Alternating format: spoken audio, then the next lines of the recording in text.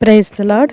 ప్రభువైన యేసుక్రీస్తు నామములో మీ అందరికీ వందనములు తెలియజేస్తూ ప్రతి ఉదయం దేవునితో అనే ఈ ఆధ్యాత్మిక కార్యక్రమానికి మిమ్మల్ని అందరినీ కూడా ఆహ్వానిస్తున్నాను. దేవుని యొక్క మహాకృపను బట్టి దేవుడు గడిచిన కాలం అంతా కాచి కాపాడారు.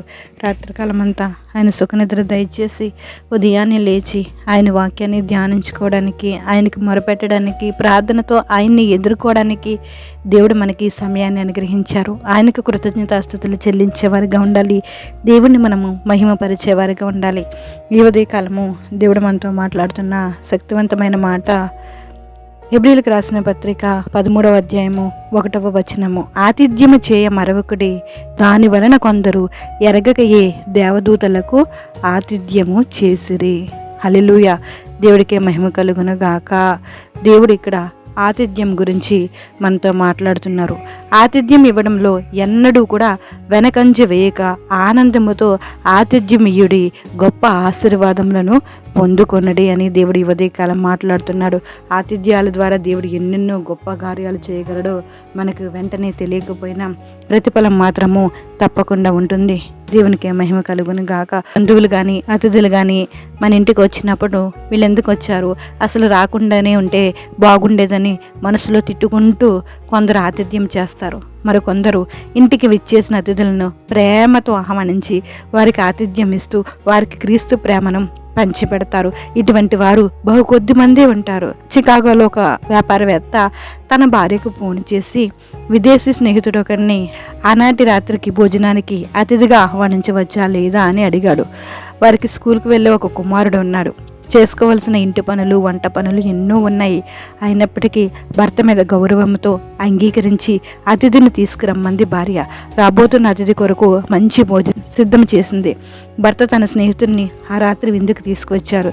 విందు ఆరగించగానే స్పెయిన్ దేశాధికారి వారి ఆతిథ్యం ఎప్పుడు కూడా మర్చిపోలేని విధంగా ఉందని చెప్పి వెళ్ళారు. కొన్ని సంవత్సరాలు గడిచాయి.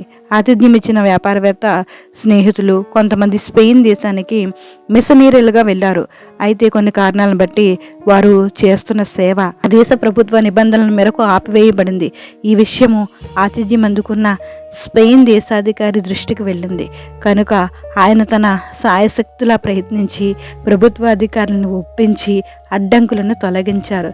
తత్ఫలితంగా స్పెయిన్ దేశంలో ఆ ప్రాంతంలో ఏర్పడిన సంఘము ఇప్పటికి కూడా ప్రభు సువార్తను ప్రకటిస్తూనే ఉన్నది.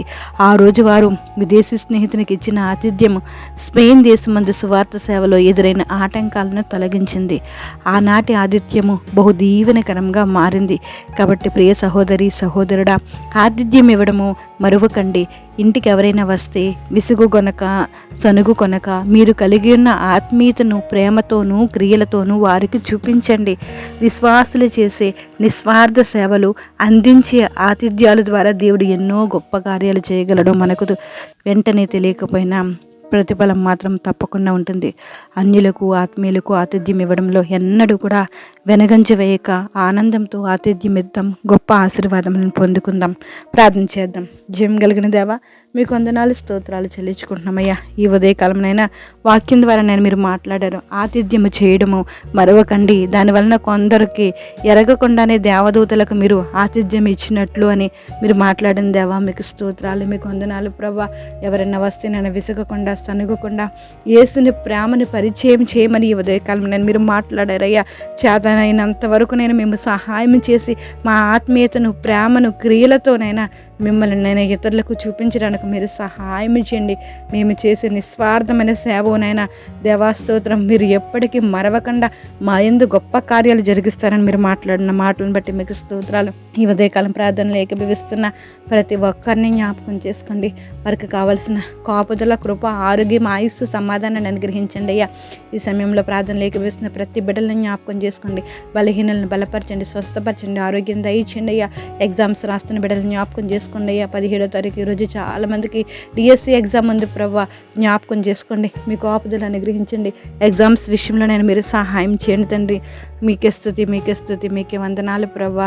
యవన బిడ్డలు జ్ఞాపకం చేసుకోండి. కుడిగా ఎడమగన త్రొట్టెలకుండా నిత్యము నీలో నిలిచినట్లు మీరు సహాయం చేయండి. ఈరోజు ప్రయాణాలు చేస్తున్న ప్రతి ప్రయాణాన్ని జ్ఞాపకం చేసుకోండి. ఈరోజు పుట్టినరోజులు, పెళ్లి రోజులు జరిపించుకున్న బిడ్డల పట్ల మీ దయా కిరీటం ధరింపచేయండి తండ్రి. మీకు స్తోత్రాలు. ఈరోజు నా కుమారుడు తండ్రి జాన్ పుట్టినరోజు ప్రభా. బిడ్డ బిడ్డని మీ పాదాలకు అప్పచెప్తున్నాం తండ్రి. ఇంక దేవుని దయందును, మనుషుల దయందును, వయస్సందును, జ్ఞానమందును వర్ధిల్లినట్లు మీరు సహాయం చేయండి. బిడ్డ చదువుతున్న చదువులో తోడుగా ఉండండి అయ్యా. రాకపోకలు ఎందుకు తోడుగా ఉండండి తండ్రి. మంచి జ్ఞానాన్ని అనుగ్రహించండి అయ్యా. గొప్ప సేవకుడిగానైనా గొప్ప ఆత్మీయతతో బిడ్డ ఎదిగినట్లు మీరు సహాయం చేయండి. నా బిడ్డను జ్ఞాపకం చేసుకోండి అయ్యా. మీ తెలివిని, మీ జ్ఞానాన్ని అనుగ్రహించండి. మీ కృపల వర్ధలింప చేయండి. దీర్ఘాయువుని దయచేయండి. మంచిగానైనా గొప్పగానైనా సేవలు వాడబడే కృపను మీరు అనుగ్రహించండి అయ్యా.